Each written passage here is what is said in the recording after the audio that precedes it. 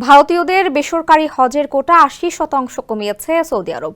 এ ঘটনায় গভীর উদ্বেগ জানিয়েছেন পিপলস ডেমোক্রেটিক পার্টি নেত্রী মেহবুবা মুফতি। সোমবার ভারতীয় সংবাদ মাধ্যম হিন্দুস্তান টাইমসের এক প্রতিবেদনে এ তথ্য জানানো হয়েছে। প্রতিবেদনে বলা হয়েছে, এবারে ৫২,০০০-এর বেশি ভারতীয় বেসরকারি ট্যুর অপারেটরের মাধ্যমে হজ পালনের জন্য বুকিং করেছিলেন। সম্প্রতি ভারতের সংখ্যালঘু বিষয়ক মন্ত্রণালয় এক নতুন বিজ্ঞপ্তি জারি করেছে, যেখানে বলা হয়েছে আগে থেকে বুক করা বেসরকারি কোটার মাত্র ২০% প্রথমে নিশ্চিত করা হবে।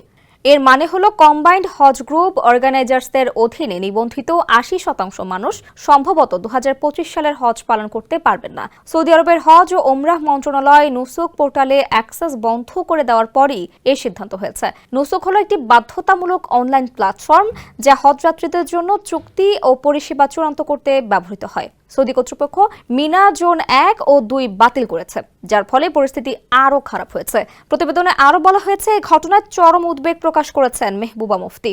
তিনি ভারতের পররাষ্ট্র মন্ত্রণালয়কে বিষয়টি সৌদি সরকারের সঙ্গে জরুরি ভিত্তিতে আলোচনার আহ্বান জানিয়েছেন।